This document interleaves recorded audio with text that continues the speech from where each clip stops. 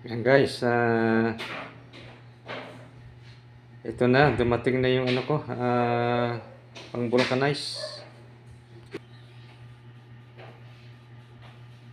Yan guys, ito ganito lang gagawin pag nag-vulcanize kayo na halimbawa naalangan kayo sa malayo.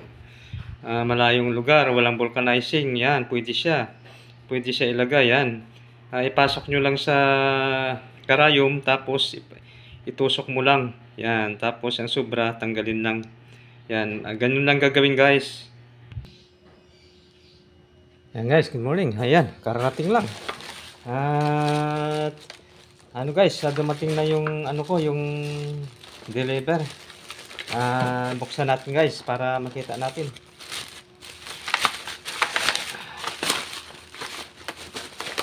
Ayan. Yan guys Yan. May screwdriver pa guys Yan, ito na guys Ito na hinihintay ko. Yan. Yan, may screwdriver pa. Yan. Pang vulcanize ito guys. Halimbawa, nag-outing kayo o may ride kayo malayo. Walang vulcanizing. Pwede ito. Yan, ito na guys Yan. Pwede siya. Yan, ito guys yung ano, yung linalagay. Yan. Pinapapasok dito yan. Yan. Kukuha ka rito. Papasok mo rito. Kahit kalahatiin mo pa to kung halimbawa kuan pwede siya. Kung sa motor lang naman pwedeng kalahati dito. Ayan. Tapos ipapasok mo at saka yung video na nakita nyo doon sa kuan sa motor na sa ano gulong na linalagay, yun. Halimbawa ito yung itong motor na napako siya, tapos sumingaw na. Bunutin nyo lang po yung pako, tapos barinahan lang po. Ayan, barinahan. Ipapasok nyo lang po ito na mayroong rubber. Meron siyang rubber. Yan, kagaya doon sa video na una. Yan. 100% po okay siya. Kasi ito dati nabutas na ito Nabutas na ito, ganun din ang ginawa. Doon sa isang vulcanizer na napuntahan ko. Mabilis lang. Wala man na 5 minuto na paglagay. Okay na siya.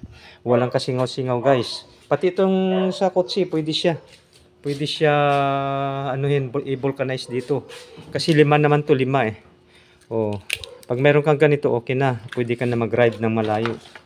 Mga malalayong lugar. Meron siyang meron pa siyang mga reserba itong pang barina guys, itong pang barina niya. Yun, tatanggalin mo lang yung isa doon. Gamit itong alin. Tapos isasalpak mo to, pwede na. Pero lalagyan muna nito. Bago mo isalpak, lalagyan mo muna ng sealant, parang sealant to Itong linalagay para hindi sumingaw. Importante ito.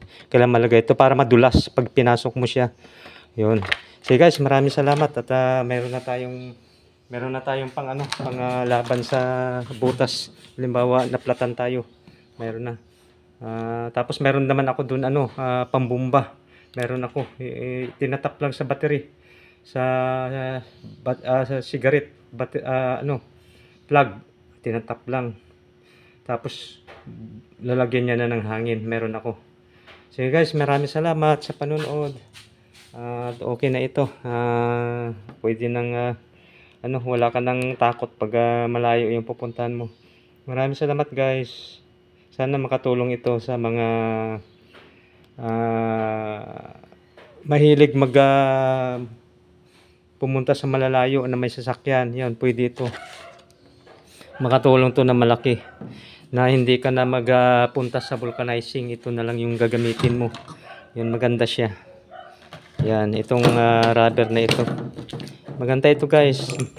Nasubok ko na ito kasi yung dati kong motor ay yung gulong. Ito rin yung ginamit. 100% walang kasingaw-singaw, makakauwi ka na. Hanggang masira lang yung gulong, maupod lang, hindi siya sisingaw. Ayun, maganda siya. Maganda siya sa mga nagta-travel na malalayo. Okay siya. Okay guys, maraming salamat. dumating na rin at dadalhin-dalhin ko na yan kahit saan akong pumunta.